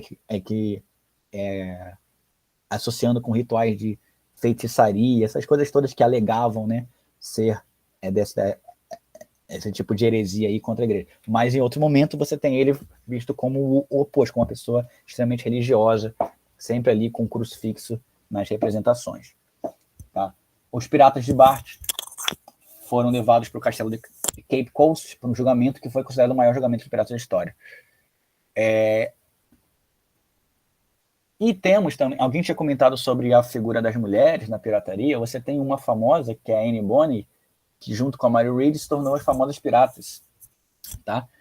E no livro do Capitão Charles Johnson fala um pouquinho sobre a vida deles na pirataria. Elas atuaram dentro do navio do Calico Jack, aquele que tem essa bandeira aqui, essa primeira bandeira com as espadas cruzadas, um camarada chamado Calico Jack, tá? Ou John Hackman, que ele logo desenvolveu um relacionamento. Aí você tem algumas que falam que elas eram amantes dele, algumas falaram que elas eram imediatas, algumas falaram que ele, na verdade, só teve relacionamento com a Anne Bonny, algumas só com a Mary Read, mas elas atuavam juntas também e na tripulação do Calico Jack. Se vestiam muitas vezes por homem para fazer parte da tripulação, tá? E alguns relatos da própria tripulação que elas não abaixavam a cabeça para ninguém, não, que elas eram brabinhas, encaravam a galera. Inclusive, quando teve a batalha que deu aí a captura do próprio capitão delas, que é o Calico Jack, o relato diz o seguinte: na hora do combate, porém, ela se portava como qualquer outro pirata, só mais astuta e despachada. Isto está fartamente documentado nos depoimentos sobre o dia em que as mulheres piratas foram capturadas.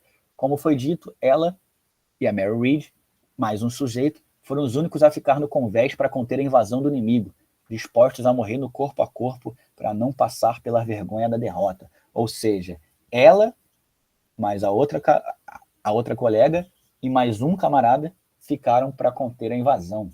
Tá? Então elas peitaram aí a invasão do convés inimigo para não passar a vergonha da derrota. Aí reza a lenda, inclusive, eu não coloquei aqui, que no julgamento, depois elas foram presas e tal, no julgamento do Calico Jack, ela teria xingado ele, falando que ele era um covarde e que ele merecia morrer como um cão na sarjeta por não ter ficado para defender a própria embarcação, porque ele foi um dos primeiros a correr e as mulheres que ficaram na linha de frente. Ou seja, ainda peitou todo mundo e falou: sou mais braba que vocês. E aí, temos também, encerrando aqui, o famoso Barba Negra, tá? Há poucas informações precisas sobre o Barba Negra. Sabe-se que ele atuou ali na Era de Ouro, né? Mas que ele já tinha sido um marinheiro antes, alguma coisa antes, mas pirata mesmo foi ali no início do século XVIII. E você tem, no livro do William Defoe, a descrição mais emblemática sobre ele, né? O Capitão Kidd ganhou o codinome de Barba Negra a partir daquela enorme quantidade de pelos ocultando totalmente seu rosto, e que, tal como um terrível meteoro, amedrontou a América muito mais do que qualquer cometa que por ali tinha passado. A barba era efetivamente negra e ele a deixou crescer até um comprimento extravagante. De tão ampla, batia-lhe nos olhos. Costumava, olha que interessante, amarrá-las com fitas em pequenos cachos, lembrando as perucas em estilo ramilhense, contornando com eles a orelha. Quando em ação, ele trazia uma funda sobre os ombros, onde carregava a bandoleira 3 braçadeiras de pistola, tá? Dentro de seus coros, ou seja, várias pistolas, e prendia mechas de fogo no chapéu de cada lado do rosto, o que lhe dava uma figura que naturalmente é uma figura amedrontadora, né? Que se podia imaginar uma figura do próprio inferno. Ou seja, o Barba Negra, ele entra nessa fama que tem porque ele soube utilizar os elementos psicológicos para... Até mesmo tem relatos de que ele nem precisava invadir o navio inimigo, porque ele criou essa fama baseado na exaltação dessa imagem endemoniada, essa imagem amedrontadora, e a partir daí tem relatos de a galera que via que o Barba Negra está chegando já se rende, porque se criou uma mítica em torno dele, como um pirata amaldiçoado, como um enviado do inferno, como alguém que tem pacto, etc. Ou seja, porque ele criou esse estereótipo. Os relatos que se tem, né, que ele geralmente fazia os seus saques à noite, então tá tudo escuro, só a luz das velas, etc. Ele tinha essa barba muito grande, ele amarrava esses pavis e colocava fogo, porque quando ele entrava no navio inimigo, ou quando os inimigos olhavam para ele em cima lá do navio, né? Essa imagem fantasmagórica de fumaça saindo pelo seu rosto, né? O fogo ali ao seu redor, dava todo o elemento psicológico de amedrontar o inimigo, ou seja, as pessoas realmente acreditavam que ele estava vindo do inferno, ou que ele era um demônio enviado. Então isso tudo fez com que ele criasse em torno dele essa mítica estereotipada aí, que pudesse usar isso a seu favor na hora de atacar. Então Barba Negra, ele teve aí essa fama. E claro também o famoso navio dele, que era gigantesco, porque foi um navio negreiro que ele reconstruiu, que ele adaptou para uma embarcação de piratas. Então, em algumas rotas, eles capturaram um navio francês chamado Concorde, que converteu para um navio pirata tripulado por 300 homens que carregava 40 canhões, rebatizado de Queen Anne's Revenge, tá? Que era a principal embarcação da frota, ou seja, era a dele de fato. Tá?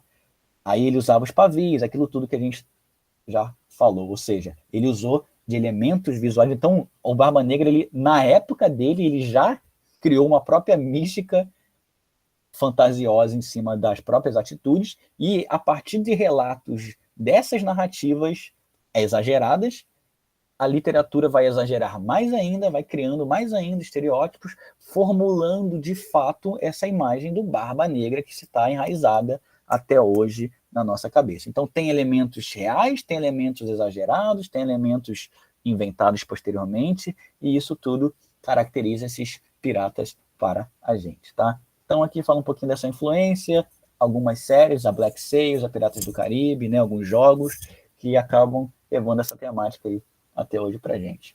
E a gente conclui falando que a literatura moderna e a mídia desempenham um papel significativo na criação e perpetuação desses estereótipos. Tá? Ou seja, as mídias... Aí eu vou abrir aqui a tela só um instantinho, tá, gente?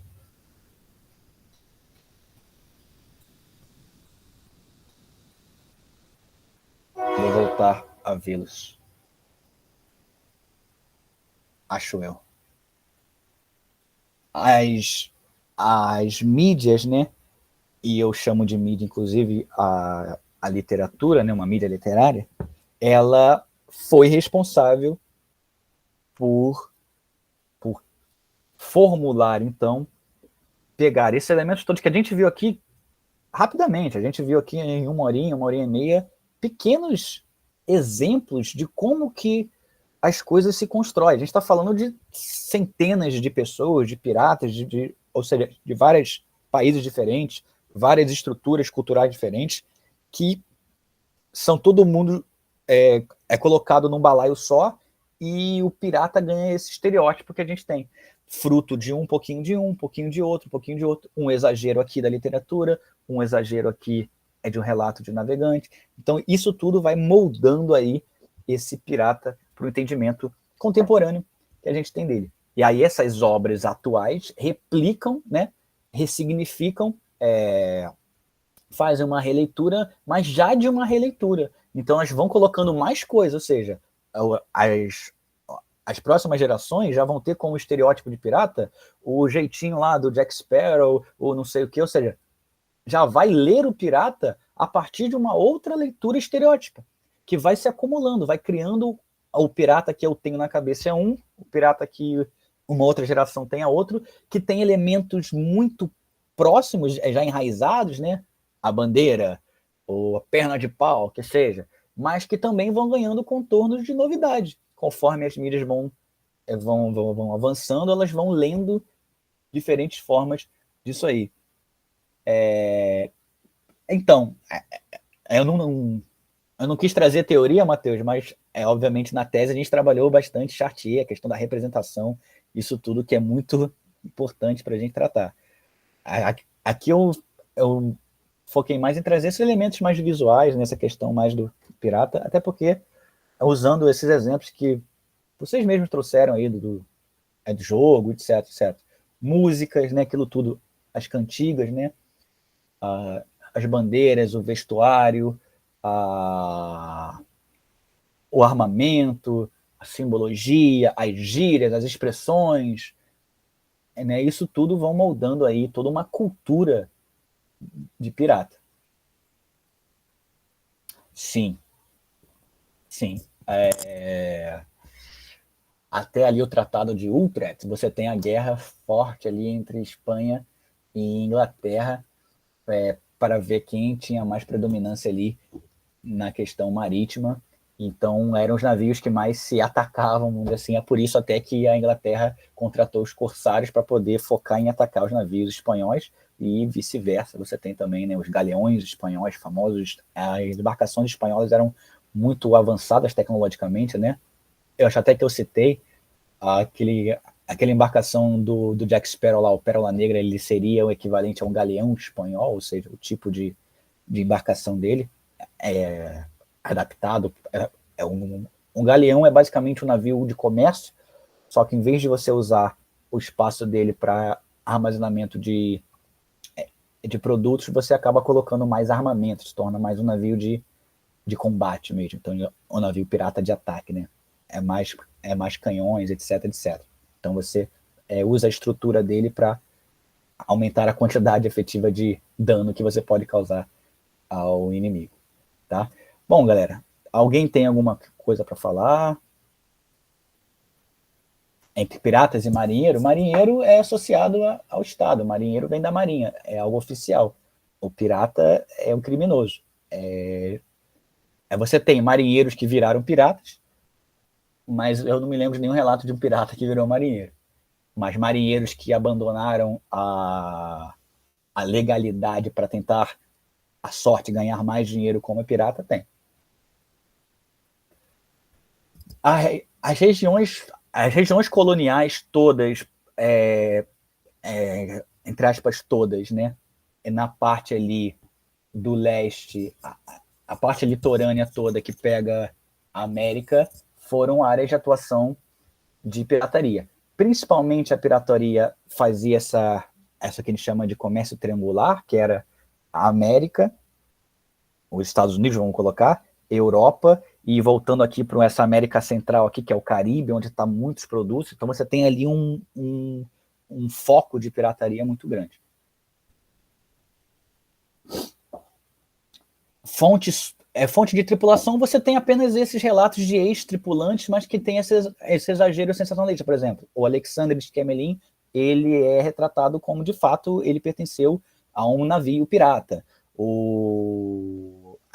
Tem um tripulante, eu sempre esqueço o nome dele.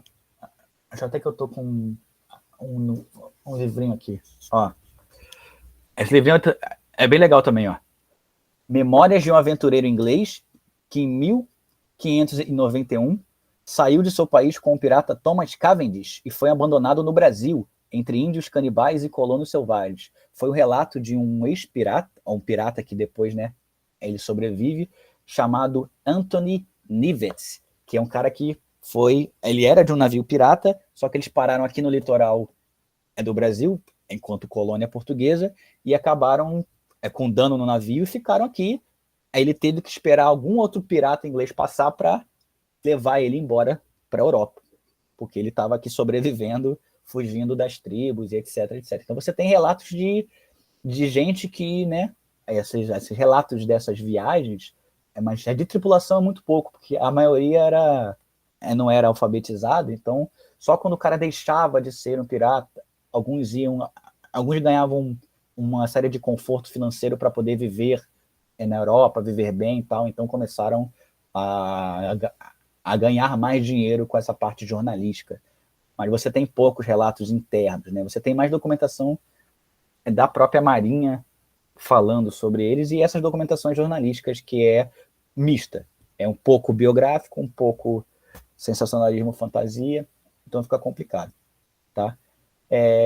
Alguém quer falar mais alguma coisa? Matheus quer falar alguma coisa? Finalizar, dar algum aviso? Bebês, amigos e o rol, exatamente, esses lemas, essas expressões, né? Esses gritos de guerra pirata também estão muito no nosso imaginário, né? Por quê? Fruto da literatura, como a gente estava falando. Então, gente, olha só, eu agradeço imensamente quem ficou até aqui, quem acompanhou esses 2 dias. Peço desculpa, vocês perceberam, porque essa última semana eu fiquei realmente um pouco complicado a minha vida, então acabei não dando a atenção devida a uma reestruturação do slide, alguns errinhos de português e tal, mas quando eu for passar para... se caso vocês quiserem, eu posso até autorizar a colocar no Drive lá, tudo mais, aí eu vou dar, obviamente, uma releitura, eu vou ajeitar tudo bonitinho, vou colocar as citações para quem quiser pesquisar, de fato, as obras, né? Já vão direto nas fontes, os futuros pesquisadores também vão direto em fontes, né? Então eu vou colocar tudo que eu puder, e quem quiser, claro, ter esse contato é interessante, tá? Então agradeço. O Drive do Gerrilis é do grupo. Eu vou ter que ver também se eu vou colocar ou não, se eu posso colocar o slide ou não, a gente vai ver isso ainda. Mas isso a gente conversa depois, qualquer coisa vocês fiquem atentos. O Drive é aberto, o Gerrilis o Matheus, coloca depois para eles aí o canal de novo no YouTube, porque lá eles pesquisam.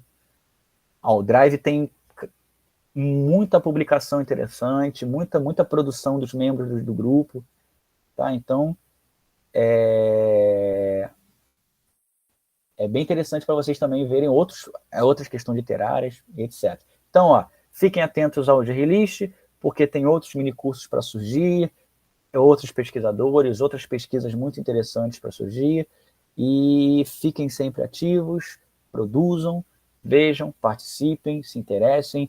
É um campo ainda muito, muito a ser falado, a ser pesquisado, tem muita documentação para ser destrinchada, então eu espero aí que tenha estimulado talvez futuros pesquisadores também nessa temática que, para mim, claro, é fascinante, e acredito que para todos que se inscreveram num curso de pirataria também achem, no mínimo, curioso. Então, muito obrigado mais uma vez por ter passado essa parte da noite juntos.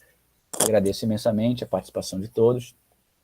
Uma boa noite, um bom fim de semana para todos, uma boa semana para todos, um bom fim de semana e um bom fim de ano para todos. E é isso. Valeu, galera.